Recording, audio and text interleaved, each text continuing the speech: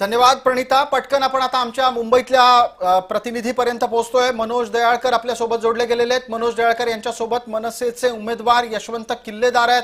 अत्यंत प्रतिष्ठित असलेल्या मुंबईतल्या एका महत्त्वपूर्ण लढतीच्या बाबतीत काय प्रतिक्रिया आहे, कसा अनुभव राहिला, याचबरोबर ते निवडून येतील का, याबद्दलचे सगळे प्रश्न मनोज दयाळकर विचारतील. मनोज, आपण अत्यंत वेगवान पद्धतीने आपला संवाद सुरू करा. नक्कीच प्रसाद सर, आपण बघितलं तर महानगरपालिकेची मतदान प्रक्रिया ही पार पडलेली आहे आणि आज मतमोजणी आहे आणि सर्वांच्या मनामध्ये धाकधूक देखील झालेली आहे. आणि आता आपल्याबरोबर ठाकरे गटा म्हणजे ठाकरे बंधूंचे उमेदवार यशवंत किल्लेदार आपल्यासोबत आहेत. सर, काय सांगाल, तुम्ही दादरमधून उभे होता, तुम्हाला ठाकरे बंधूंकडून उमेदवारी देण्यात आलेली, काय धाकधूक वाटते? मला अजिबात धाकधूक वाटत नाही, कारण माझा विजय पक्का आहे. ज्या पद्धतीने कालचा दिवस मतदानाचा होता आणि मी जिथे फिरत होतो किंवा त्याही अगोदर मी प्रचाराला फिरत होतो, लोकांकडून प्रचंड सकारात्मक प्रतिसाद होता मला. त्यामुळे मला अशी धाकधूक अशी काही नाही आहे, कळलं का? अजिबात धाकधूक नाही आहे. मी प्रचंड चांगल्या मताने निवडून येणार आहे.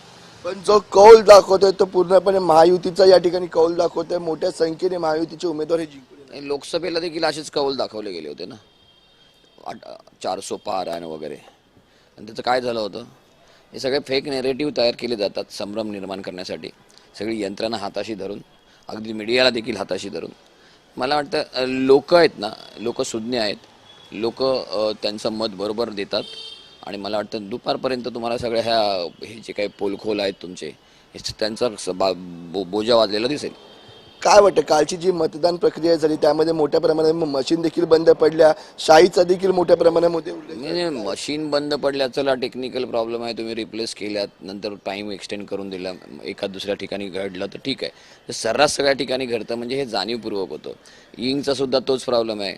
बऱ्याचशा ठिकाणची इंक ही हाताने पाण्याने धुतल्यानंतर जात होती.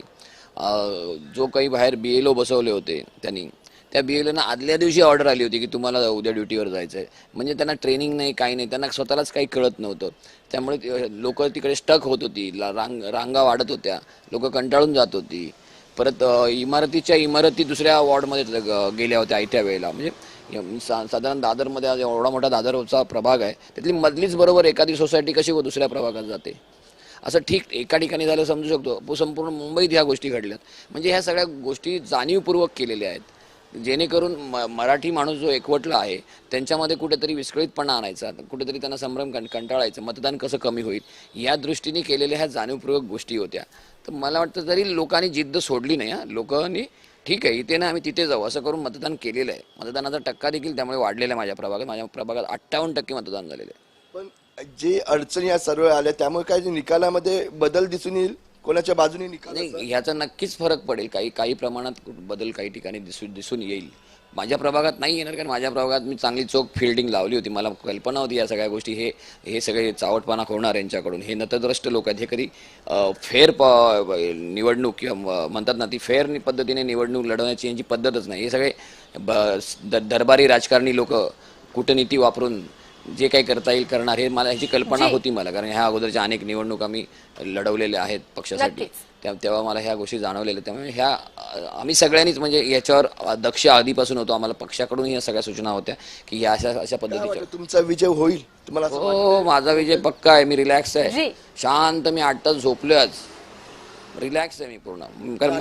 नक्कीच यशवंत किल्लेदार यांनी विजयाचा विश्वास व्यक्त केलेला आहे. मनोज, धन्यवाद तुम्ही दिलेल्या या सविस्तर माहितीसाठी.